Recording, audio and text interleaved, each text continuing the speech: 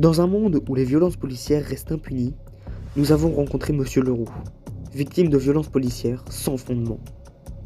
Il a été arrêté alors qu'il n'était pas coupable. Il se trouvait juste au mauvais endroit, au mauvais moment. Voici dès à présent son histoire.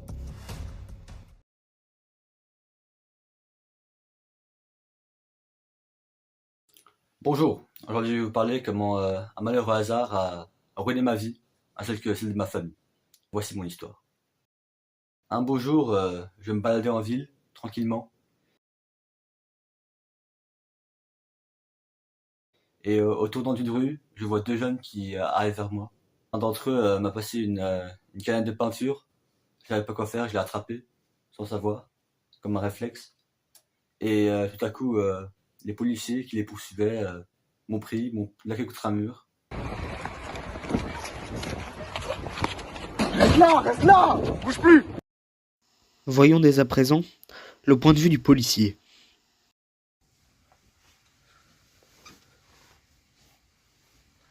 Bonjour, je me présente, je m'appelle Monsieur Brulebois.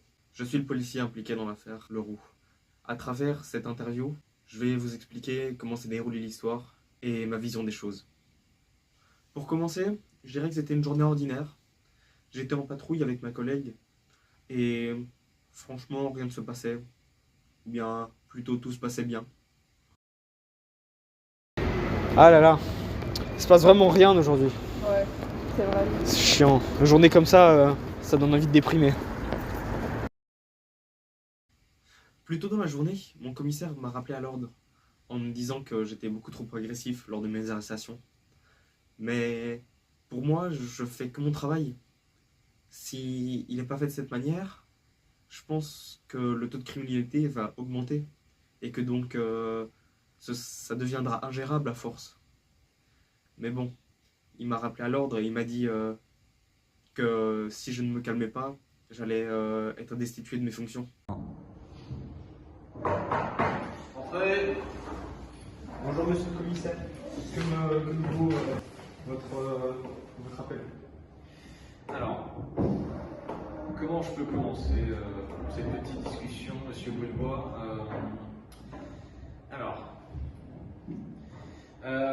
On m'a signalé des choses à propos de vous, Qu'est-ce que je vous étiez trop violent lors d'arrestation, Je fais mon travail. que surtout vous jugez au faciès. C'est pas vrai. Qu'est-ce qu'il vous prouve? Vous allez quand même pas me mentir, monsieur Brulebois. Bah non. Il y a des caméras de surveillance dans toute la ville. Oui, je sais bien. C'est C'est vous de quoi fou? Monsieur, on vous a vu dans les caméras. On vous a vu, monsieur.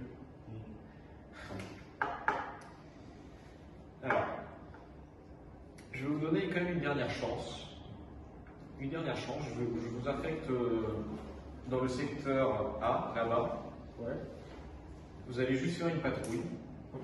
Si tout se passe bien pendant un mois, je ferme les yeux sur le sujet. C'est bon? Pas de soucis.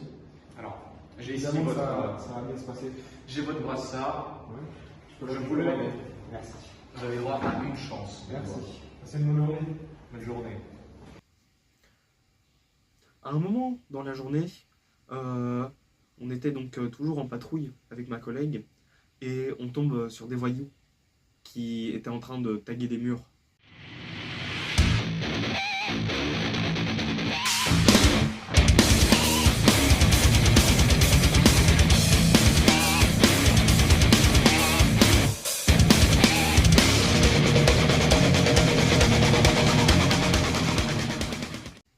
Et donc, ni une ni deux, bah, je me suis lancé à leur poursuite.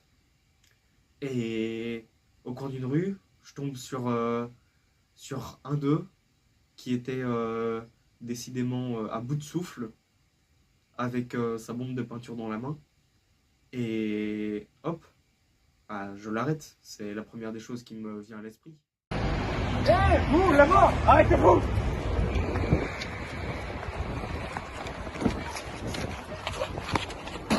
Reste là, bouge plus. Des policiers comme ça, de nos jours, il y en a plein. Des policiers racistes, sexistes, homophobes. Mais à cause de leur statut de policier, ils ne se remettent jamais en question. et ils font toujours porter le chapeau à la victime ou à la personne qu'ils ont arrêtée.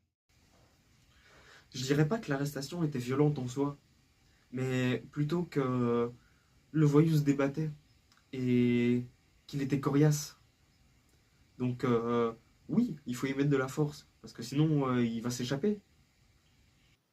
Et m'ont emmené au poste. Ils ont commencé à me tabasser et en disant que c'était moi.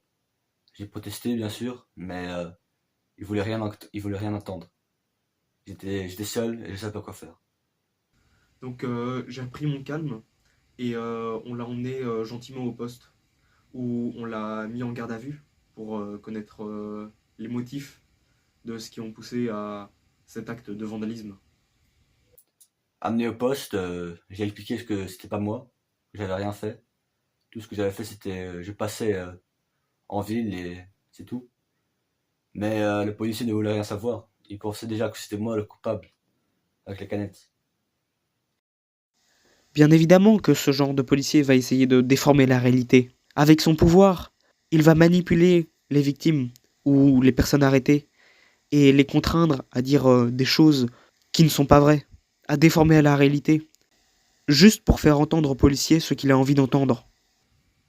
Bien évidemment, lors de cette garde à vue, je lui ai demandé ce qui s'était passé, pourquoi, mais il ne me répondit pas. Donc, il disait que c'était pas lui. Alors que je l'ai bien vu taguer les murs. J'ai bien vu que c'était lui.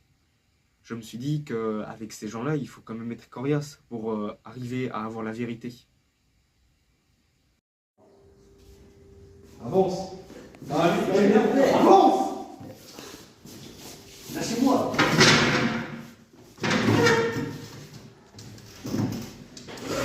J'ai rien fait. Pourquoi tu t'as dit J'ai rien fait. C'est quoi ça des Les jeunes délinquants? Les jeunes venaient, ils m'ont passé une bonnette de peinture. Qu'est-ce que je voulais faire? Arrête de nier, je sais que c'est toi. C'est pas moi. Si, je sais que c'est toi, tu vas rien faire. Regarde-toi. Tu ressembles à rien. T'es rouge. T'es personne dans la société. Tu vas pas t'en sortir, tu vas croupir en tôle. Mais puisque je vous dis pour la dernière fois, je n'ai rien fait. Et bah, tu vas devenir celui qui a tout fait. Ah ouais? Vous avez Ouais, fait ça? Tu vas cracher la vérité un jour ou l'autre. Après cette garde à vue, j'ai été mettre Monsieur Leroux en cellule. Mais aussitôt derrière les barreaux, il a été porté plainte. Le commissaire m'a appelé dans son bureau et m'a destitué de mes fonctions. Quand je dis ça, c'est que je n'ai plus le droit d'exercer sur la voie publique. Donc j'ai été en quelque sorte rétrogradé au rang inférieur et je m'occupais maintenant de l'administration. Entrez. Bonjour commissaire, vous voulez le voir? Monsieur Bouillon. Alors, ça fait une semaine que je vous ai laissé cette dernière chance et comment dire. Ouais, et je vous en remercie d'ailleurs. Alors, vous vous souvenez de la fois passée, vous avez aussi été un peu accusé d'abus de pouvoir il y a 2 semaines. Ouais. J'ai réussi à convaincre ceux qui ont déposé la plainte qu'ils ne pouvaient pas gagner le procès parce qu'ils n'avaient pas d'argent. Ok, super. Ce matin, j'ai reçu une nouvelle plainte Ah bon? contre vous pour abus de pouvoir, oui, je sais. Vous avez arrêté un civil qui, en fait, n'avait rien fait. Vous vous souvenez peut-être de ces malfrats qui taillaient les murs? Oui. Vous vous souvenez de celui que vous avez arrêté? Bah oui, il portait la bande de peinture en main. Évidemment que c'est lui. Vous allez quand même pas me dire que c'est lui qui était accusé de faire des graffitis? Merci. Il avait la bande de peinture en main. Et qu'est-ce qui Il vous a dit? fait travailler avec quoi? C'est pour ça que j'ai rattrapé d'ailleurs. Qu'est-ce qui vous dit pas que c'est juste que les malfrats lui ont passé la bombe pour se faire innocenter? D'ailleurs, on les a arrêtés. Ah bon? Oui. Et c'était qui? Ah, c'était 2 jeunes malfrats qui avaient déjà un casier judiciaire. Celui qui a déposé la plainte, lui, n'avait pas de casier judiciaire. Et pourtant, vous avez décidé de l'arrêter quand même. Donc vous dites que j'ai arrêté la mauvaise personne. Vous avez arrêté la mauvaise personne, abus de pouvoir, coup et blessure. C'est vrai qu'il est peut-être paquet un peu violemment. Je suis désolé, mais comme la procédure le veut, je suis obligé de vous destituer de vos fonctions, donc j'aurais s'il vous plaît besoin de votre portable. C'est de rien, Alfred. Qu'est-ce que vous voulez, on est de la police, mais bon, on ne peut pas toujours défendre ceux qui sont dans notre camp. Quelque temps après, le commissaire est venu dans mon bureau pour m'informer que le procès approchait. Mais entre le moment où j'ai été destitué de mes fonctions et le moment où le commissaire est rentré dans mon bureau, j'ai trouvé quelque chose d'intéressant. J'ai trouvé le casier judiciaire de la personne que j'ai arrêtée, donc de Monsieur Leroux. Et en sachant ça, le procès a pris une toute autre tournure. Ce n'était plus un procès à mon encontre, mais envers Monsieur Leroux, pour coups et blessures contre représentants des forces de l'ordre. Et donc, j'ai en quelque sorte su tirer mon épingle du jeu. Monsieur Boulbourg. Bonjour commissaire, j'ai une information à vous transmettre par rapport au jeune délinquant que j'ai arrêté dans la rue il y a quelques jours. C'est ça. Et donc commissaire, comme je le disais, j'ai trouvé son casier judiciaire. Casier judiciaire, mais je jurais qu'il n'y en avait pas. Ah si, regardez. Ils sont bons. Bon, une famille aussi. La photo de c'est mythique, c'est ce que j'ai fait moi, encore. Parce que, attendez, mais non, mais. Ah non, mais il y a le vol à l'étalage, oui. Vol à l'étalage. Consommation de stupéfiants, oui, oui. Et il y a aussi ne pas oublier de rajouter violence contre représentants des forces de l'ordre. Oui, ça, je vais laisser. Et donc pour ça, je pense qu'il faudrait l'attaquer en justice. Parce que c'est quand même pas rien. Oui. Je pense que je saurais faire ça pour vous. Super. Ce que je vais essayer de faire, par contre, c'est quand même avancer votre procès, vous savez, le plus rapidement possible, que ça se passe quand même pour vous. Et l'autre, on est au plus tard, vous savez, comme Ouais. ça. On fait créer les procédures. On le met en prison, en garde à vue. Et on attend que quelqu'un de sa famille paye la caution.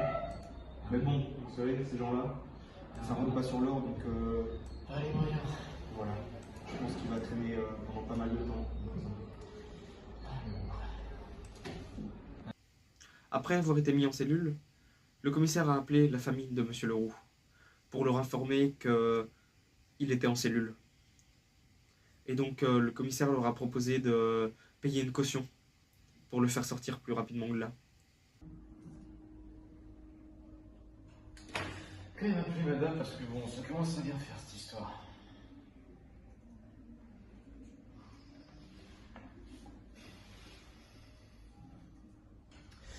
Oui, madame, bonjour. Oui, allô?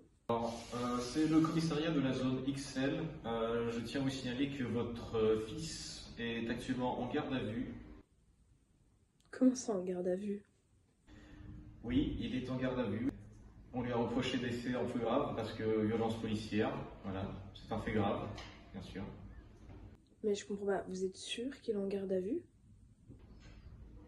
Oui, il est en garde à vue, mais je vous le dis, en garde à vue, oui. Et alors, si vous voulez quand même éviter qu'il reste là tout le temps, il faudra payer une caution de 15 000 €. 15 000 €, mais où est-ce que je vais trouver cet argent? Vous savez pas faire baisser la caution? Parce que je sais pas où je vais trouver une telle somme. Non, désolé, je ne peux vraiment pas faire moins. On a déjà eu 2 réunions pour baisser encore la caution et 15 000, on ne peut pas faire moins. Et vous savez pas le faire sortir sans la caution? Enfin, c'est quoi? C'est obligatoire? On ne peut pas faire moins, désolé, vraiment. Mais je sais pas où est-ce que je vais trouver tout cet argent. J'ai pas le temps de prendre un 3e travail. Enfin, soit, passez une bonne journée. Passez une bonne journée alors. À cause de ce prix exorbitant, la famille de Monsieur Leroux n'a pas pu payer la caution. Par conséquent, Monsieur Leroux a donc dû attendre 2 ans en prison avant l'arrivée du procès. Voici donc ce qui s'est passé au procès. Donc, je vois dans le dossier ici que M. Leroux a été arrêté il y a 2 ans pour dégradation de biens publics et M. Brulebois porte plainte pour coups et blessures contre M. Leroux. Ouais, c'est bien ça. D'accord, eh bien la séance peut commencer. commencer, madame la juge. Oui. Donc mon client ici, monsieur Gribois, porte plainte pour coups et blessures, et car monsieur Leroux s'est montré agressif envers mon client. Maître Smith, vous dites que mon client s'est montré agressif, mais je vous rappelle que la seule personne pouvant l'attester, c'est monsieur Gribois ici présent. Donc, à part sa parole, est-ce que vous avez d'autres preuves qui impliquent directement mon client? C'est un officier de police, il n'a fait que son devoir et a agi en fonction de la situation. De plus, en regardant le dossier de votre client, j'ai remarqué qu'il a aussi été arrêté pour possession de stupéfiants, ce qui ne laisse aucun doute sur votre client. Objection, madame la juge. Je pense que le passé de mon client n'a rien à faire dans ce cas-ci, puisque ça n'a absolument rien à voir avec une fois dont il est accusé. Retenu. Et j'aimerais quand même finir sur le fait que l'état de mon client après l'arrestation n'est en aucun cas justifiable, encore moins en connaissant le crime dont il est accusé. Je vous rappelle quand même qu'il avait une mâchoire et un crâne fracturé, et il ne pouvait plus voir de l'œil gauche pendant plus de 2 mois. Écoutez, le manque de preuves ne me laisse pas le choix, cette affaire est classée sans suite. Voilà, on est enfin arrivé au procès. Et bien sûr, je suis innocent, donc on m'a acquitté, mais le policier n'a rien eu. Il est innocent. Et il est déclaré innocent, et là maintenant, il utilise ce rôle de policier. Et il continue à vivre sa vie. Mais moi, et ma famille, la famille qui est maintenant ruinée, on peut rien faire maintenant. Tout ça à cause d'une injustice policière. Les jeunes ont finalement été attrapés, mais est-ce que la justice a été servie? Ça, je sais pas. En tout cas, je suis ici maintenant. Et voilà. J'ai eu énormément de chance, car le procès a été classé sans suite. Et donc par conséquent, ça veut dire que les plaintes qui ont été déposées contre moi ont été levées. Et qu'est-ce que ça veut dire? Ça veut dire que je peux de nouveau exercer mon métier. Et comme je le dis souvent, c'est pas ces racailles qui font la loi, mais bien moi.